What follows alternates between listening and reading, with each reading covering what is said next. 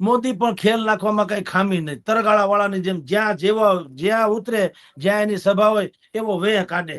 એ આદિવાસીમાં જાય તો હિંગડા બીંગડા વાળા બટ પહેરે ને, અને ક્યાંક ધોતિયા બોતિયા ઠપકારી લે ને, ક્યાંક પાઘડિયું કચ્છની આટી મારી લે ને. હવે એમાં એને એવું કર્યું ને, જ્યાં એના રોડ શો હોય એમાં 4 કલાકારોના સ્ટેજ બનાવે ને, ઈ નવા નૃત્ય કરે ને, રજનીકાંત ને પણ ઓછું લાગે એ મોટા મોટા એના પોસ્ટર લાગી. અને હવે જે કાંતિભાઈએ કર્યું એમાં તો મને લાગે જો આમને આમ હાલશે તો હવે શાહબુદ્દીન રાઠોડ, સાંઈરામ દવે, ધીરુભાઈ સરવૈયા, માયાભાઈ આહિર, જગદીશ ત્રિવેદી, આ બધાનું પ્રતિનિધિ મંડળ જાહે સ્પીકર પાસે કે મુખ્યમંત્રી પાસે કે ભાઈ આ લોકોને કયો અમારા ધંધામાં ચંચુપાત ન કરે. મેં હાસ્ય કલાકાર છીએ પણ હાસ્યાસ્પદ નથી. તમે રાજનીતિને હાસ્યાસ્પદ બનાવી દીધી. એટલે મોરબીનો પ્રશ્ન વિસાવદર ને પડકાર ને વાંકાનેર પડકાર ઝીલે. હા, તે કોઈ ગજબ કહેવાય.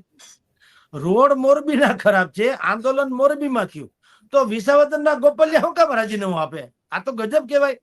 કાલ સવારે ઉઠી અને જો ટ્રમ્પ એમ કે ભારત જો રશિયા પાસેથી ક્રૂડ અથવા ઇઝરાયલ પાસેથી ટેકનોલોજી ખરીદશે તો મારાથી ભૂંડો કોઈ નથી. તો હું નરેન્દ્ર મોદી એમ કે ટ્રમ્પમાં તાકાત હોય તો આવે વારાણસીમાં લડી લે.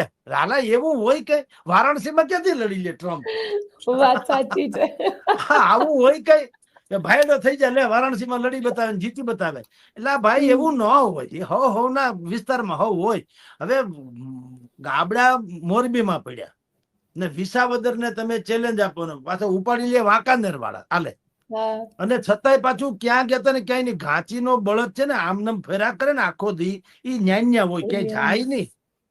આ બધામાં હરામ બરોબર કાંઈ થાય તો સોમવારે તમે જુઓ શું થવાનું. કાંઈ થવાનું 150-200 ગાડીના કાફલા સાથે ભાઈ કાંતિભાઈ અમૃતિયા જશે. એ તાકાત વાળો જણ છે એટલે એ બધું આવવાનું. પૈસા હોય ને તો આપણી પાસે નથી એટલે કોરે કોરા છે એટલે કોઈ ભોજ્યો ભાઈ ધણી નથી થતો. કાવડિયા હોય તો આપણે એવું થાય. હવે એ બધા ત્યાં જશે અને ત્યાં શક્તિ પ્રદર્શન કરશે.